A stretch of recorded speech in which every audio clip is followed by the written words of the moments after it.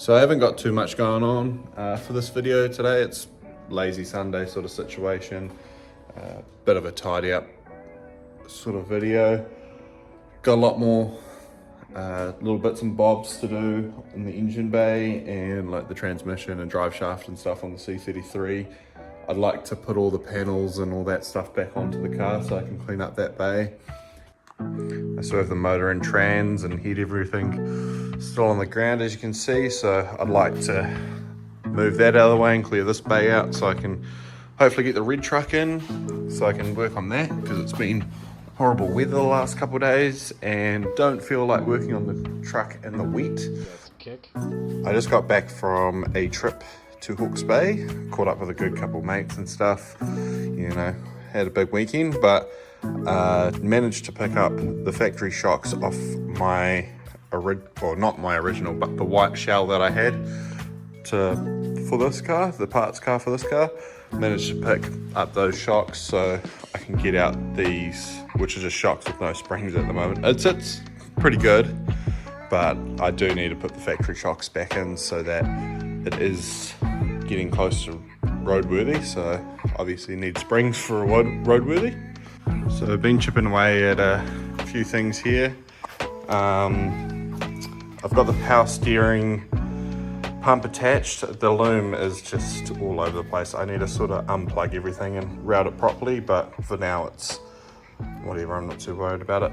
I did notice that this is the pump that came with the C33 motor, and it's a different pulley. So this is the same here because I've had to take this off the C33, but then the pulley here on the front of the motor is actually different. It's got a different like rib type. So I thought, oh, I'll just take this wheel off the power steering pump and I'll change this pulley over to the C34 type, which I'll show you here on, it's a bit better view. So see, this is the C33 motor and all these ribs are the same. They're all just that notched type, where this is the pump off the C34, and as you can see it runs like the newer style belt with like the multiple ribs. So that's alright, I'll just convert it all to C34 newer type and just get the newer belts, right? That was the idea. But for some reason, it's just over here, the water pump pulley that also runs the clutch fan, which is right here, has the ribs here, but then doesn't have the new ribbed part to run the alternator. So I'm not sure how the alternator runs on the C34, because you can see here this is all ran properly, but yeah, I'm not sure how that works. Whether I need a smaller belt and it doesn't go over this pulley, I'm not sure. So I need to figure that out, but I'm just sort of leaning to, I might just pull that the bottom pulley off, put that one on, and then just have it all as C33 original stuff. I fixed all the vacuum lines off the back of the alternator, also hooked up the alternator again, so hopefully we don't have any issues. I cleaned up a couple grounds, put this ground here onto the head because the C33 motor had a ground on the cast here, which it doesn't anymore. It doesn't have that on the C34 one, so I've just put it into there. Hopefully that'll be alright. I put the overflow in, which is nice. I've just run it up in there. Don't know if that's how it's meant to run, but it works. All the transmission lines are hooked up and tight down there, so that's quite nice. Obviously the radiator hoses are all hooked up and tight. I'm currently filling the transmission, so this is my little ghetto weed sprayer that works quite well. Stops me having to get under the car. I'm just reusing the fluid that came out of this transmission. There's about 4 litres left, so I probably need to get a little bit more in there, but for now it will be enough just to turn the tyres in the shed sort of thing. As you can see, obviously it's up on axle stands on all fours, so I kind of got carried away and haven't put any of the front end on, but I have tidied up heaps of little stuff underneath. Unsure if I've showed this off or not yet, but The transmission is all up. This is the auto speedo drive. I couldn't get the one out of that transmission, I broke it, so I'll have to find a manual one, but I've just got the cable running into it for now. I broke the back off the electric one just so it looks factory for now. Trans brace on, obviously. The shifter linkage is hooked up, the drive shaft is all up. As you can see, I already need to give the underside of this car a water blast again, but you can see obviously it's all been undersealed under just that dirt that's under there. But yeah, it's super tidy under here. All that rear subframe, we've been through all of it. It's all new zinc hardware. I do need to get these brackets tidied up. I've got spare ones, so we'll be tidying those up at some stage, but the whole rear subframe's been tidied up, all new hardware where we could. So once that transmission is full with oil, I'm going to double check the engine oil, which should still be fine. Then I'm probably going to start this up again. I'll have to get the jumper cables onto it, start her up, put some water on the radiator and run it for a wee while, just until the top of the radiator gets hot, because obviously I don't have a clutch fan or a shroud, which I do need to find a shroud. So if anyone has a factory shroud would be nice. This is going to be the first start since its first start, I guess. Just glowing the plugs.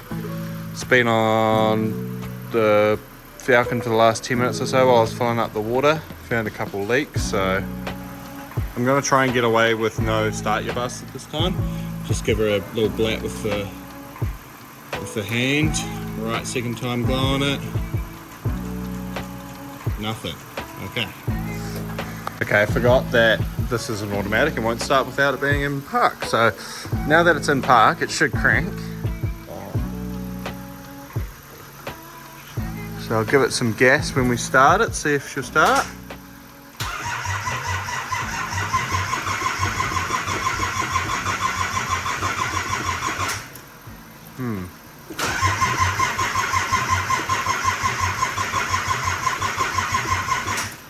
Might just check to see if this is primed. Yeah, that's solid. Might give it a little bit of sight you bastard. Then see if it will fire, and then if it does fire, I might try and bleed all the injectors, because I think there's still some air bubbles in the fuel line, so we'll give that a go and see what happens. Get in there, you bitch. It should definitely fire this time. I'll still give it a little bit of throttle, but...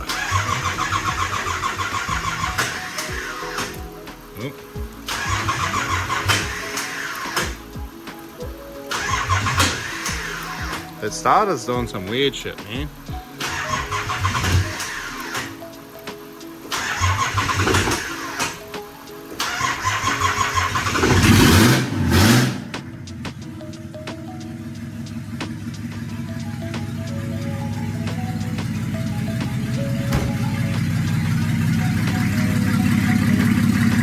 Not too sure if you'll be able to hear me over the louder straight piped RD, but I've just bleed all the injectors and it seems to be running a lot healthier. Yeah, it runs pretty smooth, surprisingly. Got like little to no flow by. I don't know, for a motor that was sitting for a while, it seems to run really, really nice. There's no weird knocks or anything. I'm just going to see if I can get this to 10 sort of thing. It's all cold still. See if the transmission works, eh?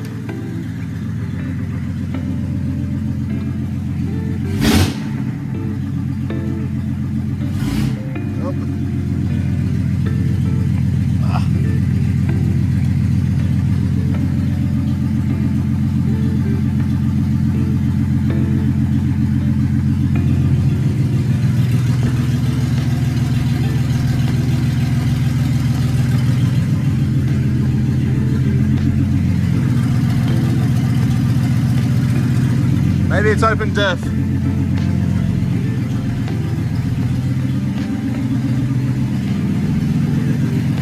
Yeah, she's open diff.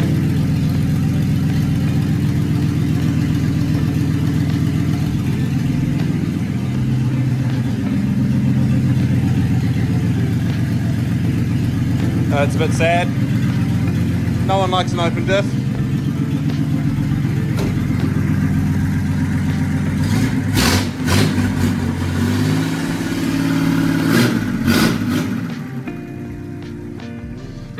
Didn't shut off on the key again, so I believe it's because of that. So if I wire that in to 12 volt off the ignition, then that should turn on, obviously when keys on, turn off when keys off, so that should be able to shut the car on and off. So that's obviously a pump position or something that runs the pump. That's obviously what starts the car and needs fuel to start, but seemed to run a lot better that time. So overall pretty successful day. Obviously didn't get any of the front end on like I wanted to, but did more of the driveline stuff, which was obviously also needed. So kind of happy with that. Don't need too much more to go. It's really just piecing it all together now and then put it down on the ground and maybe do a bit of a shed skid. But that'll be all for this video. Hope you guys enjoy.